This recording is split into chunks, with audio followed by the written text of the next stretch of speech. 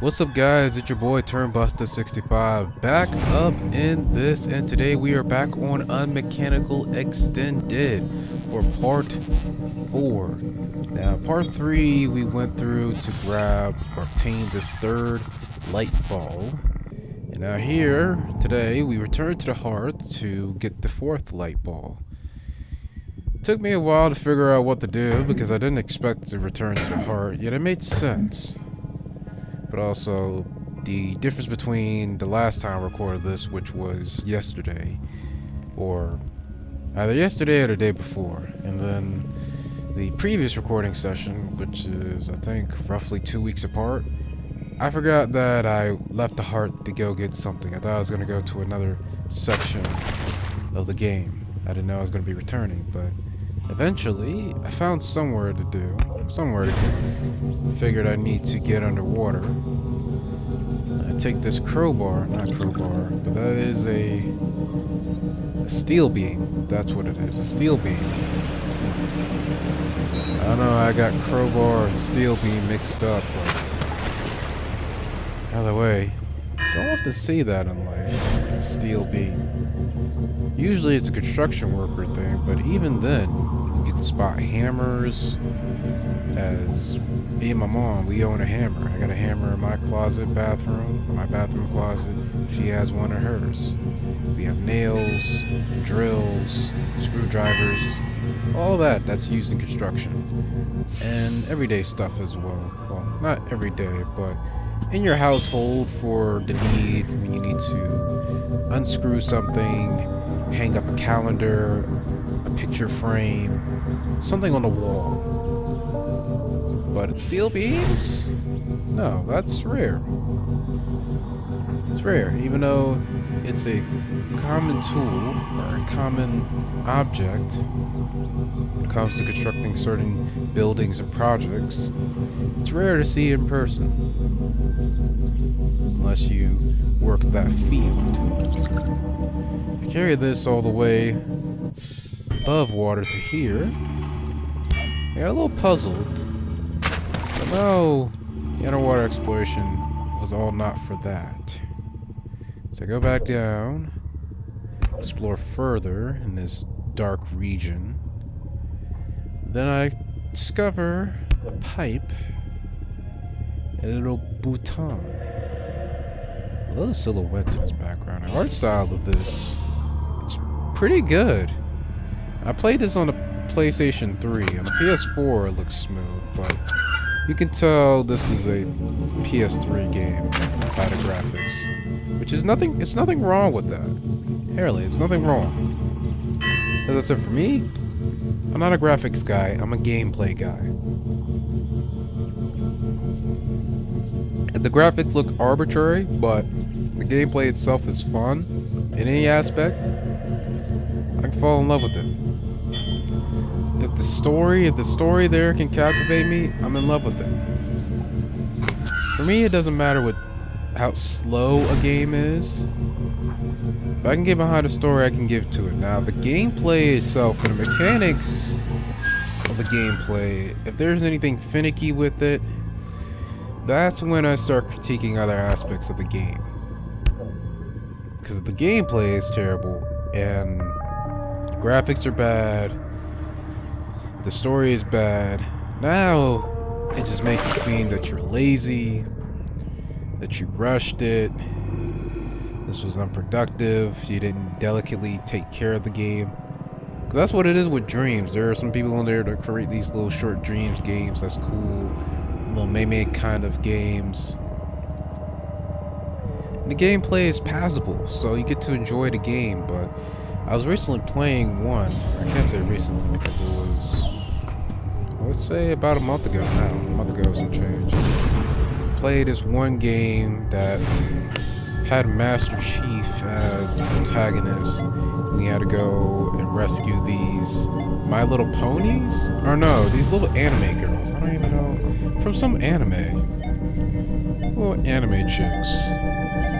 And the gameplay was so tiring, but I went through with it because I kind of liked the story. It was weird, but I kind of liked the story. The gameplay, though, was unbearable. The shooting aspect, the Model 11, the enemies you were going in there, because there's options to how you can program certain models, character models. The Model 11 programmed them to come at you and to be faster. So no matter how far away you try to get, those Model 11s are either matching your speed or they're right up on you, and it made the gameplay so bad. I finally finished it though. I was planning on recording it and putting it to a Dreams compilation, though I've stopped that now. But I plan to do that. However, upon looking back, when I recorded all the games I was going to add to the comp, I just deleted it. Because I also think that, well, there are certain games that I recorded while the mic was muted, and that was one of the games I did. But that was on accident. I think there were other games that I did on purpose to go back on later. That was one that I did on accident. So not only did I record that frustratingly difficult game for its gameplay aspect, but also I had none of the audio recorded, so I decided to chalk it up, inevitably. If I had the commentary still on there, then I would have went through the process of cutting, but I didn't. If I go in my Dreams history, I can probably see what the game frickin' was. But I don't want to tell anybody there, because I don't want to put any hate towards the creator or have someone play the game for themselves and waste about... How much time did I spend on there? I spent at least an hour. I know that much. Maybe an hour 20? We'll just say 80 to 90 minutes. We'll just say at least 80 minutes. I spent 80 minutes of my life playing that trash game. Ugh, goodness. Speaking of trash right here, it took me a while to figure out that I'd go put the bomb through these pipes. And then it took me several attempts to try to get it right. Because I can do it right. Ugh. But I finally get it on this one right here. You stand a certain position for this, and then you literally just go straight up. Meet in the middle with those two lasers, let the bomb hit that laser, and then you get up here. Now, for liberty's sake, I'm fast forwarding through this part right here. This bullseye puzzle, I don't know what the frick this is. This target puzzle was terrible. I get the scheme of it. I'm supposed to have a certain amount of colors.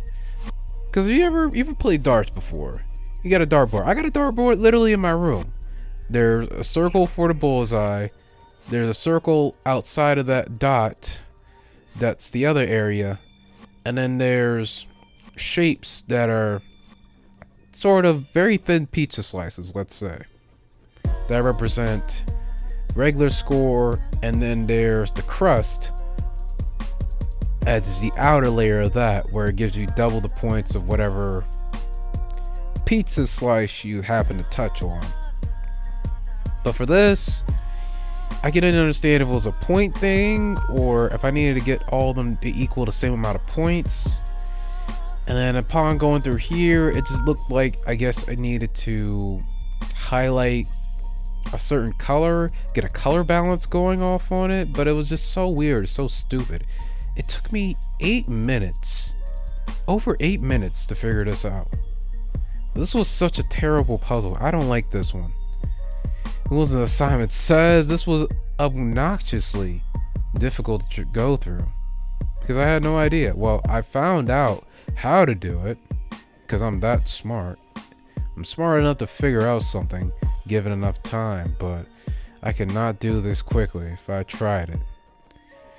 Eventually, somewhere along the line, I decided to make them all the same color and then work down from there, figure it out. You see me making it all to blue, and then I figure out the yellow, so now I go work on to the next color, which I decided to do green. Eventually I found out the red, so then I just make all this green, not blue, excuse me, and I just work from there. So annoying. But don't worry, the fast forwarding is coming to a stop right about now. Ooh. Speaking of, I wish I could fast forward this job process, because I've been meaning to file for unemployment for several days. Oh yeah, haven't I told y'all? I got laid off. Well, probably hear it in another video soon enough. And by soon enough, I mean after this one. But let's say you would have heard this about a couple days ago. Yeah, I got laid off. Boss gave me a call because we were supposed to be moving. Apparently, the lease people for the new place we were trying to go to fleeced them. To keep a long story short, so now they're temporarily closed because the place they're trying to move out of, they already completed that. Yeah, they already moved all their stuff to storage. They can't meet back there. It's quite an interesting process. So I'm once again unemployed. Well, I guess jobless technically because I haven't applied anywhere else yet, so I'm technically jobless, not unemployed. Once I do apply for somewhere, though, then I'll be unemployed. Last time I had to deal with unemployment, I got laid off. And then, because of the COVID pandemic, I was working a non-essential job, which this other job would fall under that too, but I eventually quit my other job. You could say that I got laid off again due to it closing in the couple of weeks once I left, but I attribute that for me leaving. I felt like I was the glue there. This job, I also felt like I was the glue, but out of my circumstances, the place closed. So I didn't directly cause the business to close this time, as I did last time. Well, can I say directly? Well, me leaving did have a direct effect on my boss's decision, so I guess I could say directly. Maybe technically it's indirectly, but who knows? Who cares? So it happened a couple of years ago now. This is 2023. I quit late 2021, so it's gonna be coming up to 2 years since I quit my former job. The job I was working a week ago. Oof. Speaking of, this is the end of this episode. Hopefully you liked it. Please subscribe if you want to become a trader today. And until next time, peace.